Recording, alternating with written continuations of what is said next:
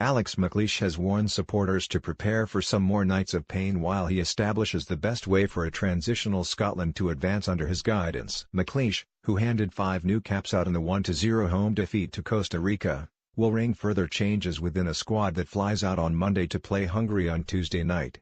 He may consider Jack Hendry, a late call-up to replace injured Kieran Tierney, for a debut at some stage in Budapest as he addresses dissatisfaction at how his 3-man defence performed. Hendry, 22, has only played a handful of games for Celtic since signing for £1.2 million from Dundee in the January transfer window. The classy 6 feet 3 inches defender has played on the right of a 3 for Brendan Rodgers, and that's one of the options for McLeish to mull over in the next 48 hours. The Scotland manager is intent on figuring out, through experiments in the friendly fixtures, if his least experienced contenders are capable of making the cut when the competitive action starts again. "I am sorry there might have to be a wee bit of pain before we can go forward," said McLeish last night. "I've not got all the experienced players."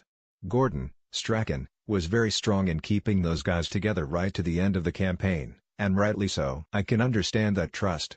We've got a lot of players out and they'll hopefully be ready for us when the competition starts. We still have them very much in mind, but we want to test and see. I want to see as much as I can, and we're deciding now what to do at the back." The 3 at the back didn't work as well as I would have liked.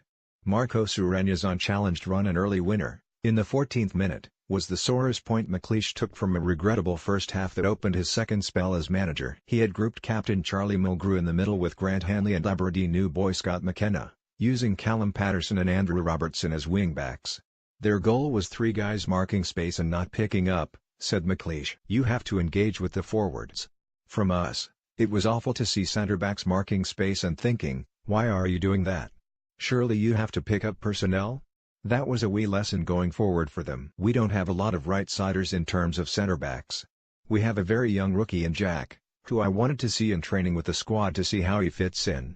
Otherwise, it's about deciding a formation again and changing some personnel. We want to see other players and see what they can bring. We changed near the end and went for, but we're short on right-backs and right-sided centre-backs. It's not often you see 2 lefties playing in a 4-4-2, but, if need be, that's okay."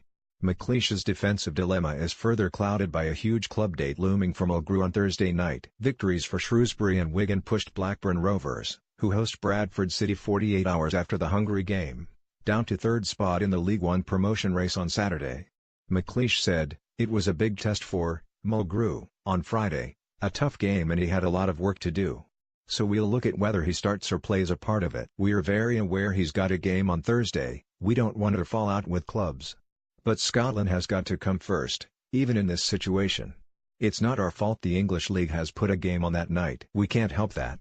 While Hendry is the only centre-back among Friday's substitutes, there are plenty of Parkhead options in other departments. Craig Gordon, Lee Griffiths and Tierney missed out on this squad through injury, but Stuart Armstrong and Callum McGregor provided a second-half spark. James Forrest, a Champions League qualifying emergency striker for Rodgers last summer, was perhaps kept back with Tuesday in mind. Ryan Christie, who made a striking debut against Holland for Malky Mackay in November, also remained on the bench throughout. The Aberdeen lone man and Hendry apart, McLeish is well aware what the Celtic nucleus can offer the national side.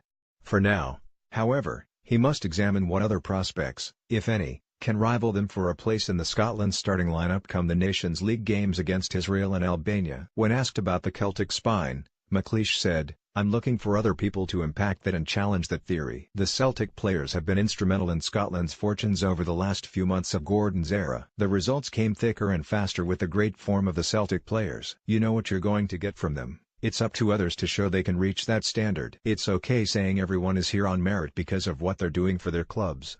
But international level is another step up. There were a few debuts the other night, young guys, and they don't have all the answers yet because they are 21-year-olds just into it. It's difficult to throw a lot of boys together and expect them to go and play like you're with your club teammates. Armstrong and McGregor play together at club level and it showed when they came on.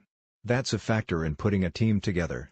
From the treatment table, McLeish reported a couple of niggles and stressed that Matt Ritchie would be given every chance to make the Hungary trip as he deals with his latest groin issue.